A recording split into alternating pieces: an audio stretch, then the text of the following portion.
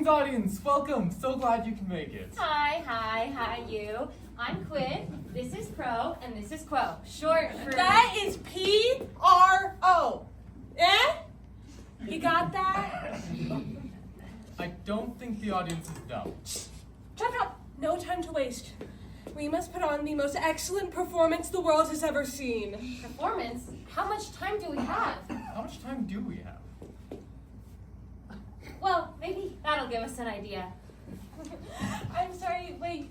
What's that supposed to... You can't just say that. Excuse me, sorry. What's that supposed to be, Quinn? Well, I assume since we're here at the beginning, that would be the middle, and that's the end. I'm just going to ignore that was a really shitty exposition. Well, if we're at the beginning, then we have plenty of time. Right, so we can have an excellent performance. Well, I mean, we don't know how long the beginning lasts. Before you know it, time's up and we're moving on. Much like people in their childhood. Time slips through their fingers and before they know it... It depends on how you look at it. Oh, not this again, Quid. We've wasted enough time already. Exactly. No time to waste. The stage is calling. Oh, theater, bless us with the art of imagining the unreal and make it real. Let our words flow with grace and meaning, our actions be strong and believable. Let this stage and the people present the greatest show that was ever presented by any show and by any people. Be careful, y'all. I bet your insurance doesn't cover blown minds. No need for such pleasantries, Pro. We need to plan the show scene by scene, act by act. That way we don't make any mistakes or waste any time. I disagree. We should start at once and see where the flow of the show takes us, shifting and modifying to our own appeal. If we do what you suggest, we might dislike the original idea, and the stage will be ruined. The spotlight tainted. Guys, chill. What if we do both? Both? Well, we start with the strong characters and a setting, define who we are, where we are, and improvise from there. It'll give Quo the sense of fulfillment and Pro the sense of liberty. That makes sense. I know. Then what should we be? No, first we should figure out where we are and then think about who would be in that place and be those. Okay. We could be in a forest. Or a castle. Or an untouched beach next to a crystalline sea. Or a circus where roaring lions dance through loops of green fire and contortionists dangle over bits of razor sharp spikes. Or we could be in a bustling city that's so overflowing with people that seem to be bursting at the seams, and all those people do all day is worry about their own silly little loopy lives.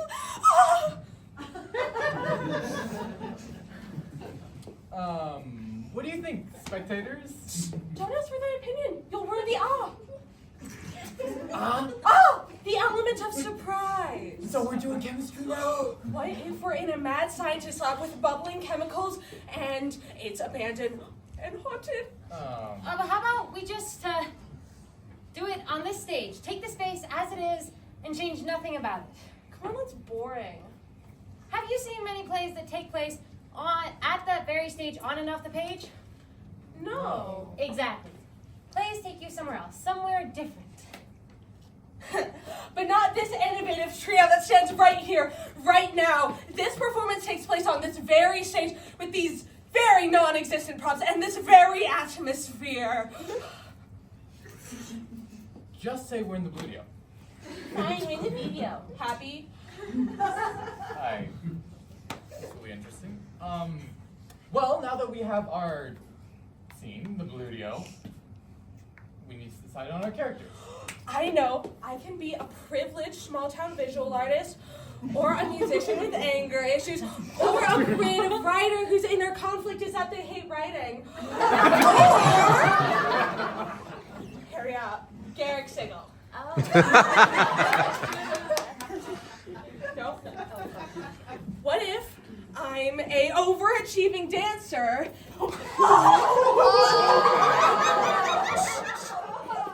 who finished filming the entirety of a movie and yet has not finished it and is secretly a theater kid in denial about it?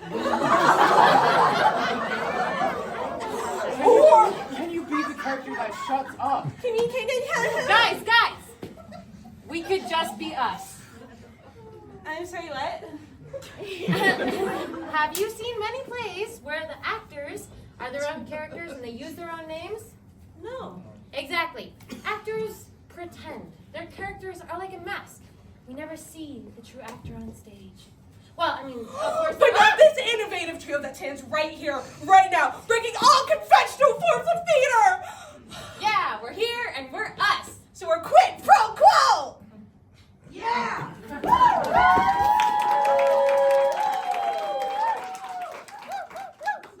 Well, we don't know what we are, fundamentally. We can assume, though.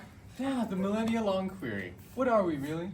Beings on a stage, putting on a show, conflicting ideas? That in itself is already a show. Is this what y'all call midlife crisis? Cause I ain't liking it. Oh, speaking about the midlife, I believe we're in the middle. What? But we're just at the beginning. We've wasted our time. It's all Pro's fault, of course. If we had done it my way... Look, we didn't waste our time, okay? And this is exactly what I'm talking about. Everything seeming to way. But we didn't do anything. And now a third of our time, or more, who knows, is gone. Enjoying our time is not being unproductive. Well, I didn't enjoy my time. Because a certain ostentatious hooligan kept dilly-dallying with... Whoa! It's not the end of the world. Pro? You good? There's no point in life anymore! Oh, don't say that. You know, there are many There's things. no point in continuing if we don't know how much time we have left and we have no way to control it. What's the point? What's the point, Fred? Well, the point is that there is no point.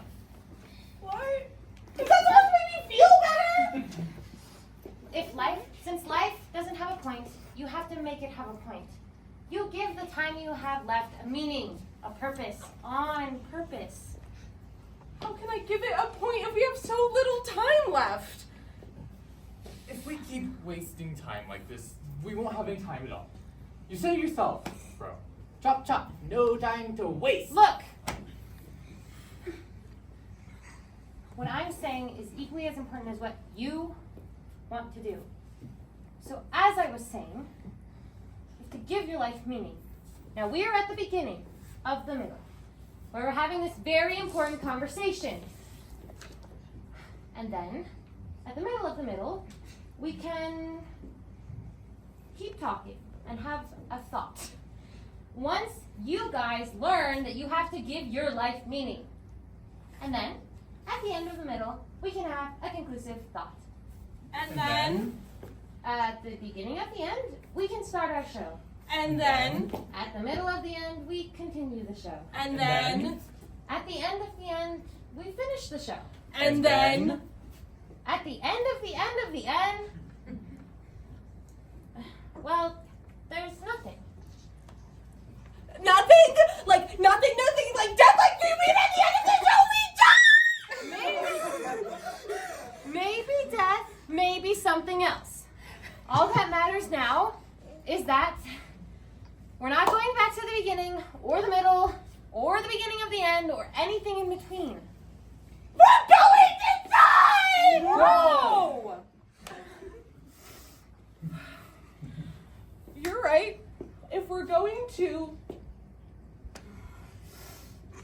perish, we might as well go out with a bang. Seriously, do you ever think about anything but the attention on you? You egocentric attention. Actually, I believe Pro has a point. A point?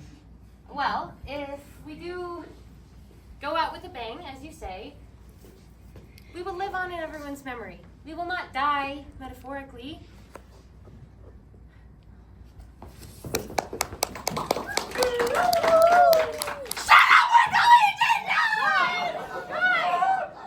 What?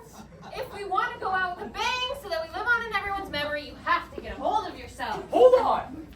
How can we live forever if everyone here will eventually die too? They tell their children, their children tell their children, and so on and so forth. Our memory will soon be distorted and extinguished. And taking into account that people have horrible memories, they will forget us in no time, and along with our memories, we will die. Isn't it frightening to be reminded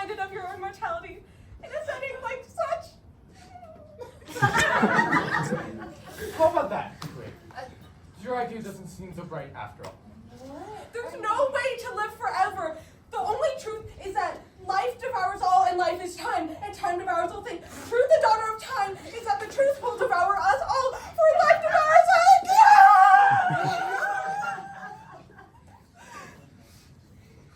Say something, Quinn.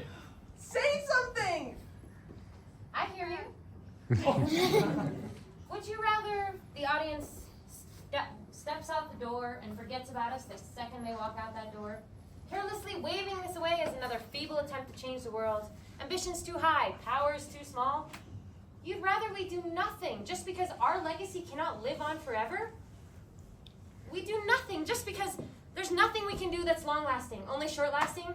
Would you risk the feeling of regret, knowing that you could have done something small, realizing that something small would have been better than nothing at all? Or would you rather they remember this in a decade, then a couple years after that, thinking about how striking and impressive this moment was, this moment when we choose to change the rules of theater and yet stripped it to its very core to show a mirror to the audience so that they can see themselves reflected on stage? Wouldn't you rather we do something small than nothing at all? So, That's it. that's what. The end. The bang. The finale. It's perfect. It is? It concludes everything. It does? It's just what we needed for them to remember us. Whether it's a week or a century, we will be remembered. So, We will not die today. I guess this is it. Goodbye, everyone. Don't forget about us. Farewell, audience. May we meet again. Ciao! We don't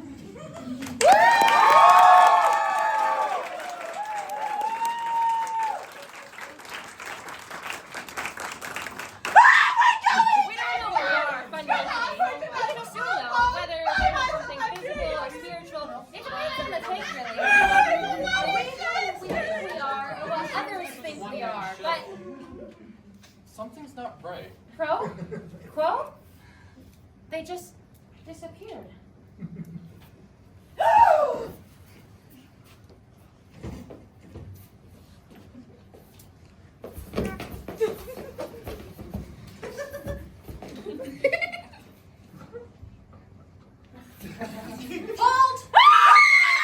No, guys, cut it out.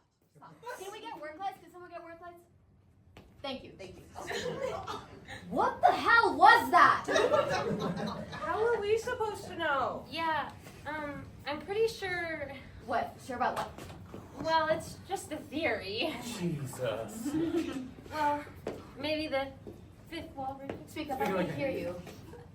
Well, that was the fifth wall breaking. The fifth wall, is that even possible? You should know. I don't know what happened! You should know! Newsflash? We don't! Okay, what are you even talking about?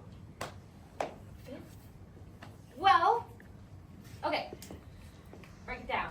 Fourth wall. Audience, actors. Broken in like the first line. Yeah, I know. Then, right when it finished, not finished, the fifth wall broke. Because the timeline that we're in, beginning, middle, blah, blah, blah, kind of disappeared. You know, I can, yeah. And then, the sixth wall broke. What? What? Well, you popped in. You're not supposed to. Right. Yeah, because the author of this play just popped in and was like, hey, yo, what's up? And that's the sixth law. A little paradox we cooked up, huh? You cooked up, chef. Okay, there has to be some conclusion. Like, I can't just, leave it there. Like, these people have to go home. And it's not like I can just, you just leave and then the show just wraps up there, you know? Oh, okay. Wait.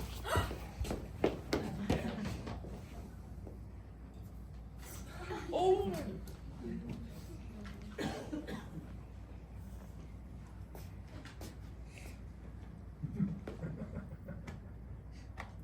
I don't know where I'm going with this. I really don't know where I'm going with this. But it's going somewhere, right?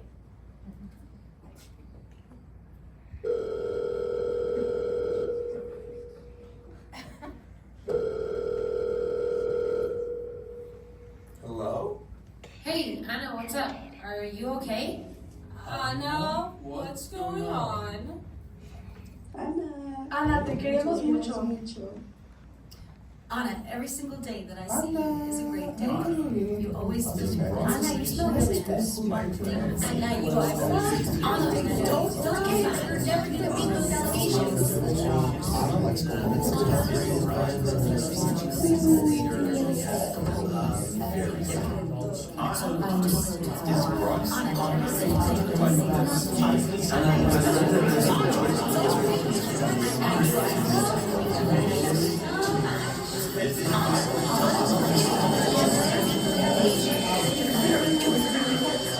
Anna, stop thinking so much.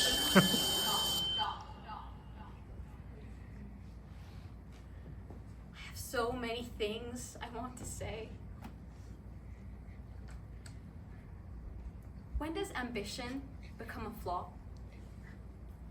When do I become too much? Too much is contained within an artist's perception of the world to make a work feel complete. I'm going to leave this room today with the hope that some of you may leave this room different than when you came in. My goal in life is for my art, what I do, to truly benefit others.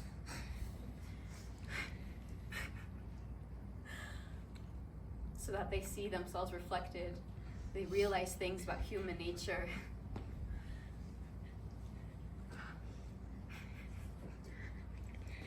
When does ambition become a flaw? Does anyone know?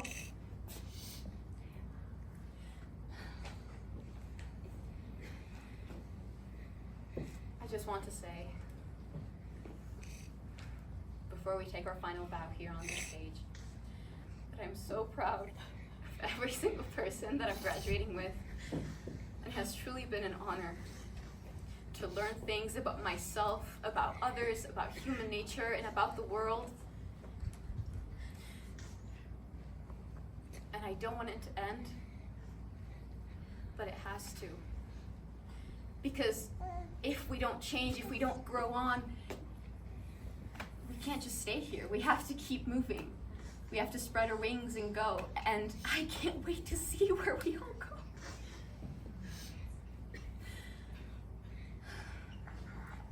We don't have all the answers right now. But we'll figure it out. Somehow. We always do.